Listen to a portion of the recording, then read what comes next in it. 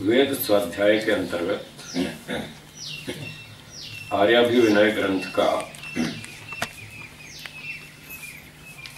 द्वितीय प्रकाश का 43वें मंत्र का स्वाध्याय किया गया।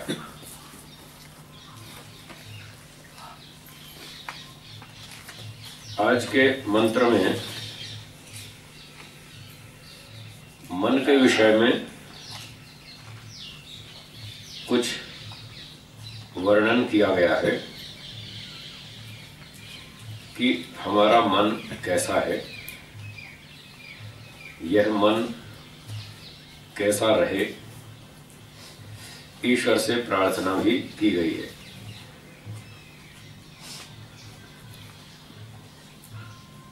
तो मन के विषय में बताया है यत् जाग्रतो, जो मन जागते हुए व्यक्ति का, जागृता जो जाग रहा है, जागृत अवस्था में है, ऐसे व्यक्ति का मन दूरम उदयति, दूर दूर जाता है। मन दूर दूर जाता है। जैसे जागते हुए व्यक्ति का जाता है तथैव वैसे ही सुप्तस्य तथैव एति, वैसे ही सोए हुए व्यक्ति का मन भी दूर दूर जाता है। तो इसका स्वभाव ही ऐसा है कि ये दूर दूर भागता रहता है मन।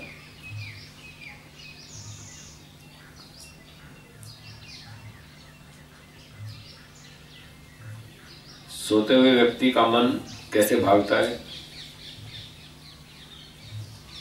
इसका अभिप्राय है यहाँ स्वप्न अवस्था से। स्वप्न में भी हम दिल्ली, बंबई, कलकत्ता और कहाँ बेंगलोर, जयपुर, जहाँ जहाँ घूम कर आए, वहाँ के दृश्य अपने मन में देखते रहते हैं। स्वप्न में भी देखते रहते हैं, तो मन स्वप्न में भी चलता रहता है। और जागृत में तो दिन भर विचार चलते ही रहते हैं, दूर दूर की बातें हम सोचते रहते हैं।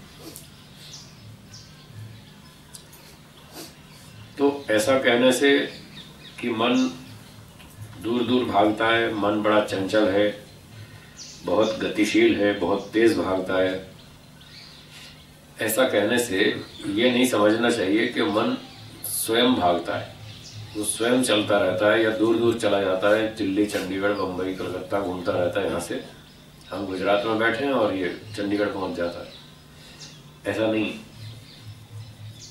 ये मोटी भाषा है, अलंकारिक भाषा है। जैसे कोई व्यक्ति कहता है कि मेरा पेन बहुत अच्छा लिखता है, इसका अर्थ क्या है? क्या पेन स्वयं लिखता है? इसका अर्थ यह नहीं। जब कोई व्यक्ति ये कहता है कि मेरा पेन बहुत अच्छा लिखता है, इस वाक्य से कोई भी व्यक्ति ये नहीं समझता कि पेन स्वयं लिखता है। फिर भी वो वाक्य इस तरह का है, कर्तृवाच्य वाक्य बोलते हैं इसको, अंग्रेजी में एक्टिव वॉइस सेंटेंस। जबकि वो पेन स्वयं नहीं लिखता है, फिर भी ऐसा बोला जाता है, मेरा पेन बहुत अच्छा लिखता है। मेरी कैंची बहुत अच्छे कपड़े काटती है। कैंची स्वयं नहीं काटती है, केवल उसकी धार तेज है, आसानी से कपड़े कट जाते हैं, बस इतना बताना चाहते हैं। और इसी बात को बताने के लिए एक्टिव वॉइस का प्रयोग किया, कर्तृवाच्य वाक्य। तो पेन बहुत अच्छा लिखता है, कैंची बढ़िया कपड़े काटती है, चाकू बढ़िया सब्जी काटता है, पृथ्वी सूर्य के चारों ओर घूम रही है। ये सारे जड़ पदार्थ हैं और सबके लिए एक्टिव वॉइस का प्रयोग किया गया। तो इन वाक्यों से जैसे हम ये समझते हैं कि ये वस्तुएं स्वयं क्रिया नहीं कर रही, ऐसे ही बहुत सारी भाषा हम बोलते रहते हैं जिसमें गौण वाक्यों का प्रयोग होता है। वो मुख्य अर्थ वाले नहीं होते, उनका अर्थ गौण होता है। जैसे किसी ने पूछा, भाई कहाँ जा रहे हो? बोला आटा पिसाने जा रहा हूँ। अब बताइए, आटा पिसाते हैं या गेहूं पिसाते हैं? गेहूं पिसाते हैं और बोलते हैं कि आटा पिसाने जा रहा हूँ।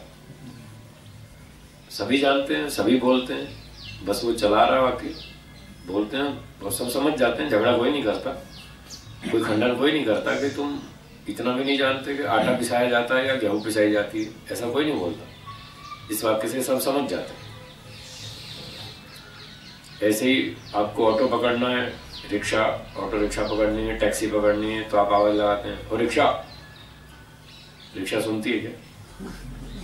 फिर आवाज तो यही लगाते हैं और रिक्शा और टैक्सी, ना रिक्शा सुनती है ना टैक्सी सुनती है, फिर भी हम ऐसा बोलते हैं और व्यवहार भी चलता है। तो ये सारे गौण प्रयोग है, ये मुख्य प्रयोग नहीं है। इसी तरह से ये गौण प्रयोग है इस वाक्य में। मेरा मन दूर दूर भागता है, जागृत में भी दूर दूर भागता है और स्वप्न में भी दूर दूर भागता है, भागता ही रहता है। इसका भागने का ही स्वभाव है, चंचल है, बहुत गतिशील है। तो इसका अर्थ यही समझना चाहिए कि मन में भागने की क्षमता है, न कि वो स्वयं भागता है। जैसे पेन स्वयं नहीं लिखता और अच्छा लिखने की क्षमता है उसमें, उस क्षमता को बताने के लिए कहा गया कि मेरा पेन बहुत अच्छा लिखता है। ऐसे ही मन में तेज भागने की क्षमता है, उस क्षमता को बताने के लिए ये कहा गया कि मन बहुत तेज भागता है, मन बड़ा चंचल है, इसकी गति बहुत तीव्र है, वो बात ठीक है। पर ये आत्मा के अधीन है, आत्मा इसका संचालक है। जहां वो मन को प्रेरित करेगा मन वहीं चलेगा। और दूर दूर भागता है, इसका तात्पर्य ये समझना चाहिए कि मन शरीर छोड़ के बाहर नहीं निकलता, रहता तो मन शरीर के अंदर ही है, पर वो दूर दूर की स्मृतियां उत्पन्न होती रहती हैं। जब दूर दूर की स्मृतियां मन में उत्पन्न होती हैं तो हमें ऐसा लगता है कि जैसे हम वहीं पहुंच गए, या हमारा मन वहीं पहुंच गया, चंडीगढ़ में, लुधियाना में, पंजाब में पहुंच गया, बंबई में पहुंच गया, घाटकोपर। तो हमें ऐसा लगता है जैसे हमारा मन वहाँ घाटकोपर पहुंच गया या बंबई चौपाटी पर पहुंच गया, ऐसा प्रतीत होता है। जाता नहीं है, जाता रहता तो शरीर में ही।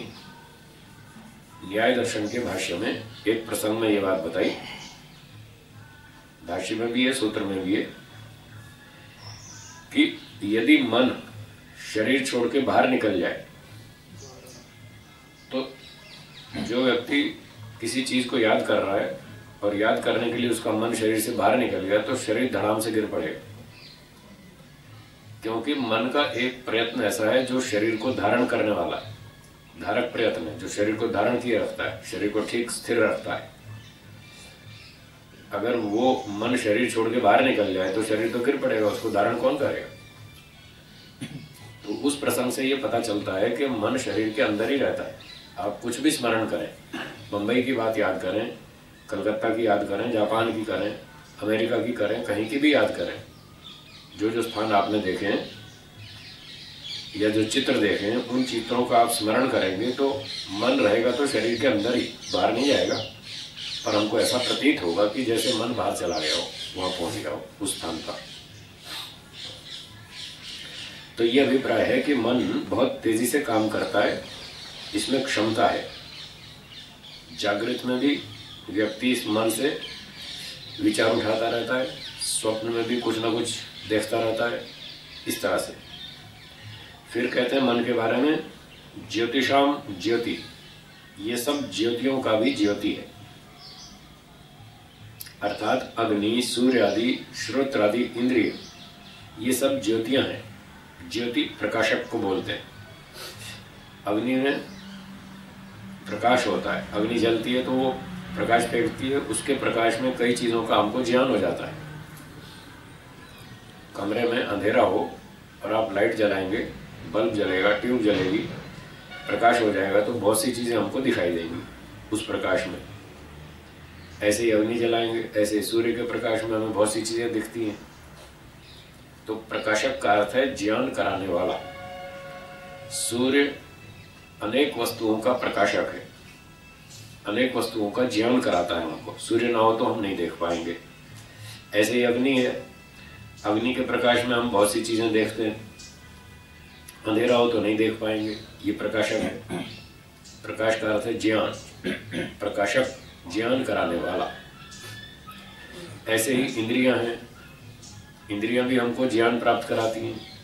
आँख से हम रूप का ज्ञान करते हैं, कान से शब्द का ज्ञान करते हैं, रसना से रस का ज्ञान करते हैं, खट्टा मीठा कड़वा तीखा। तो ये सारी इंद्रियां भी प्रकाशक है, ये भी ज्योति है। और फिर कहते हैं मन, मन इन सब ज्योतियों का ज्योति है, ज्योतिषाम ज्योति, इन सब प्रकाशकों का प्रकाशक है। अर्थात जैसे ये पदार्थ हमें अनेक वस्तुओं का ज्ञान कराते हैं, मन है जो इन सब का ज्ञान कराता है। यदि मन हमारा ठीक काम न करे तो ना हम सूर्य को समझ सकते हैं, ना अग्नि को समझ सकते हैं, ना इंद्रियों को समझ सकते हैं। इन सब का ज्ञान कराने वाला ये मन है। मन के माध्यम से जीवात्मा इन सारी चीजों को समझ लेता है, ज्ञान प्राप्त कर लेता है इन सब चीजों का, जो जो ज्योति रूप है। फिर कहा तत् एकम, वह मन एक शरीर में एक ही है। एक आत्मा के पास एक ही मन है, 2 3 4 नहीं। आजकल जो मनोविज्ञान वाले लोग हैं ना, साइकोलॉजी वाले, वो बेचारे ठीक नहीं जानते। वो कहते हैं कॉन्शियस माइंड है, एक अनकॉन्शियस माइंड है, एक सब कॉन्शियस माइंड है। वो कई 2 3 3 4 4 बना देते हैं। उन बेचारों को पता नहीं कि मन तो एक ही है, उसकी स्थितियां अलग अलग। जैसे आपने योग दर्शन के व्यास भाष्य में पढ़ा होगा, चित्त की 5 अवस्थाएं हैं। क्षिप्तम मूढ़म विक्षिप्तम एकाग्रम निरुद्धम इति चित्त भूमया। तो चित्त की 5 अवस्थाएं हैं। चित्त एक ही है, मन और चित्त दोनों नाम एक ही वस्तु के हैं। सांसारिक भाषा में मन शब्द अधिक प्रचलित है। बोलचाल में लोग यही कहते हैं, साहब मेरा मन नहीं मानता, आज मेरा मन नहीं लग रहा। वह मन शब्द का प्रयोग चलता है व्यवहार में। और शास्त्रों में चित्त का भी चलता है, मन का भी चलता है, दोनों चलते हैं। चित्त शब्द लोक व्यवहार में कम प्रचलित हो पाए, कहीं कहीं कोई कोई बोलता है चित्त, मन अधिक बोलते हैं। वास्तव में ये मन और चित्त दोनों एक ही वस्तु के 2 नाम।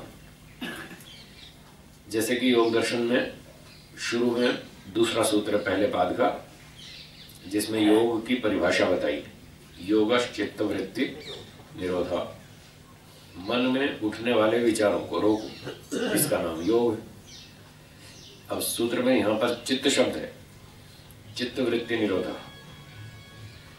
अब इसी वस्तु के वृत्तियों को, विचारों को रोकने के लिए आगे 35वां सूत्र है पहले पाद का, विषयवती व प्रवृत्ति उत्पन्ना मनसा स्थिति निबंधने। अब देखिए इस सूत्र में मनसा शब्द है, मन की स्थिति को बांधती हैं विषयवती प्रवृत्तियां। तो कहीं मन शब्द है, कहीं चित्त शब्द है, बात तो एक ही है। वृत्तियां रोकनी, और वृत्तियों कहीं मन शब्द में बता रहे हैं, कहीं चित्त शब्द के साथ बता रहे हैं। ऐसे बहुत सारे प्रमाण हैं जिनसे ये पता चलता है योग दर्शन में, सांख्य दर्शन में चित्त और मन दोनों एक ही वस्तु का नाम। तो ये जो चित्त है या मन है, ये है तो एक, संख्या में एक ही है। एक आत्मा के पास एक ही मन है। अब उसकी अवस्थाएं अलग अलग है, कोई क्षिप्त है, मूढ़ है, विक्षिप्त है। और ये आजकल के मनोवैज्ञानिकों ने इसको ठीक से समझा नहीं, और उन्होंने संख्या ही 2 3 4 बना दी, अलग अलग चित्त बना दी। एक कॉन्शियस माइंड, एक अनकॉन्शियस माइंड, एक सबकॉन्शियस माइंड, ऐसे अलग अलग बना दिए। तो वो ठीक नहीं है। मन एक ही है, वेद का प्रमाण है। तब एकम, हर एक के पास एक मन है। और दूरंगमम, दूर दूर जाता है, इसका स्वभाव ही ऐसा है। इसमें गति है, चंचलता है, चलाता जीवात्मा है। मन जड़ है, स्वयं नहीं भागता। जैसे शरीर जड़ है, इंद्रियां जड़ है, बुद्धि जड़ है, मन भी जड़ है। आत्मा चेतन है, वो इसका संचालक है। शरीर का, मन का, बुद्धि का, इंद्रियों का, सबका संचालक चेतन एक आत्मा है। तो मन भी जड़ वस्तु है। तो फिर क्या कहा, दैवम, ये देव का अर्थात आत्मा का मुख्य साधक, ये दैवम है। ये जो चित्त है, मन है, ये देव का साधन है। देव मतलब जीवात्मा, उसका ये मुख्य कार्य करने वाला है। मन के बिना कुछ नहीं कर सकते। किसी भी इंद्रिय से काम करना हो तो पहले मन की सहायता लेनी पड़ेगी, तब इंद्रियां काम करेंगी। जैसा ऋषियों ने लिखा है भाष्यों में, पुस्तकों में, आत्मा मनसा संयुज्यते, मन इंद्रियेण इंद्रियम अर्थेन इति, न्याय दर्शन के वात्स्यायन भाष्य में इस तरह के शब्द है कि आत्मा मन से जुड़ता है, मन इंद्रिय से, और फिर इंद्रिय अर्थ से, जो उसका विषय है रूप रस गंध आदि। इस तरह की इनकी पद्धति होती है काम करने की। यदि आत्मा मन से नहीं जुड़ा, मन को इंद्रिय से नहीं जोड़ा, तो इंद्रियां काम नहीं करेंगी, वो तो जड़ है, पड़ी है वैसे पड़ी रहेगी। जैसे आपकी स्कूटर कार खड़ी है तो खड़ी रहेगी, जब तक हम चलाएंगे नहीं वो चलेगी नहीं, जड़ है। ऐसे ही आत्मा चेतन है, मन जड़ है, जब तक मन को प्रेरित नहीं करेगा मन नहीं चलेगा। फिर मन को प्रेरित करके वो मन को इंद्रिय से जोड़ेगा आत्मा, जब तक जोड़ेगा नहीं तब तक मन इंद्रिय से नहीं जुड़ेगा, और जब तक इंद्रिय से मन नहीं जुड़ेगा इंद्रिय कोई काम नहीं करेगी, वो भी जड़ है। इस प्रकार से ये दैवम, ये जीवात्मा का मुख्य साधन है, इसी मन के द्वारा वो सारे काम करता है। तो इस प्रकार से कहा मुख्य साधक है भूत, भविष्य और वर्तमान का ज्ञाता है। अब फिर ज्ञाता शब्द आया, ध्यान रखना। फिर आपको यह संशय हो जाएगा, यह भ्रांति हो सकती है कि मन को तो ज्ञाता बताया, ज्ञाता तो चेतन होता है। तो यहाँ ज्ञाता कहने पर भी वो चेतन नहीं है, जड़ ही है। आप में से योग दर्शन किस किसने पढ़ लिया? पढ़ लिया तो आपने पढ़ा होगा दृष्टि दृश्यो प्रत्यम चित्तम सर्वार्थम, पढ़ा है ना? तो इस सूत्र में बताया कि चित्त जो है वो सर्वार्थ है, वो सारे काम करता है। इधर आत्मा से जुड़ता है, इधर इंद्रियों से जुड़ता है, कभी वो दृष्टा के रूप में दिखता है, कभी साधन के रूप में दिखता है, कभी दृश्य के रूप में दिखता है। सर्वार्थम, उसके कई रूप हैं, कई उसके काम हैं, कई उसके रूप हैं। वो सब प्रकार के रोल करता है, सब प्रकार के रूप धारण कर लेता है। तो उसमें एक दृष्टा जैसा भी है। तो ये दृष्टावत है, साक्षात दृष्टा नहीं है, जड़ वस्तु है, चेतन नहीं है। इसलिए ज्ञाता कह दिया तो इसका अभिप्राय यही होगा कि ये इंद्रियों से ज्ञान को प्राप्त करता है, बस इतनी सीमा तक ये ज्ञान प्राप्ति करने वाला है, इतनी सीमा तक ज्ञाता है। वास्तव में ये ज्ञान को फिर अपने पास नहीं रखता है, फिर जीवात्मा को पहुंचा देता है। इसलिए साधक बताया, ये साधन है, जीवात्मा को ज्ञान प्राप्त कराने की सिद्धि करता है, उसमें साधन के रूप में काम करता है। इसलिए है तो जड़ ही, गौण रूप से इसको ज्ञाता कह दिया। जैसे जीवात्मा मन से ज्ञान प्राप्त करता है, ऐसे ही मन इंद्रियों से प्राप्त करता है। बस इतने साधारण से, इतनी समानता के कारण इसको ज्ञाता शब्द से कह दिया। इसका चेतन नहीं समझना। तो ये जो मेरा मन है इस तरह से चलता है, तेज चलता है, ज्ञाता के तुल्य है, ये मेरा मन शिव संकल्प वाला हो। तन में मना शिव संकल्प वस्तु। तो ईश्वर से प्रार्थना करते हैं, हे ईश्वर आपकी कृपा से ये मन हमारे वश में रहे, सदा हमारे नियंत्रण में रहे, और ये शिव संकल्प वाला हो, अच्छे विचार वाला हो। अर्थात हम मन से अच्छे विचार करें, मन की कोई जिम्मेदारी नहीं है। मन से अच्छा विचार करें या बुरा करें वो तो सारी हमारी जिम्मेदारी है, क्योंकि मन तो जड़ है। आप चाकू से सब्जी काटो या उंगली काटो वो तो आपकी इच्छा है ना। चाकू तो काटने वाला है, वो तो साधन है। चाहे आप सब्जी काटो चाहे अपनी उंगली काटो, उसका कोई दोष नहीं, उसके संचालक का दोष है। यदि उंगली काटता है तो वो संचालक गलत काम कर रहा है, अगर वो सब्जी काट रहा है तो ठीक कर रहा है, इसलिए चाकू का कोई दोष नहीं। ऐसे ही बंदूक उठाई, बंदूक से आप देश की रक्षा कर लो तो आपकी विशेषता है, और आप देश में लूट मार करो बंदूक से तो आपका दोष है। बंदूक का तो कोई दोष नहीं, बंदूक तो बंदूक है, वो तो साधन है, वो तो अपना काम करेगी, क्योंकि वो सब जड़ पदार्थ है। तो जितने भी जड़ पदार्थ हैं उनके ऊपर सीधा सीधा दोष नहीं आता कि उनसे अगर कोई चीज का नुकसान हो गया तो उस जड़ वस्तु ने नुकसान कर दिया, सीधा सीधा उस पर दोष नहीं आता, उसके संचालक पर आता है। तो मन जड़ है और आत्मा इसका संचालक है।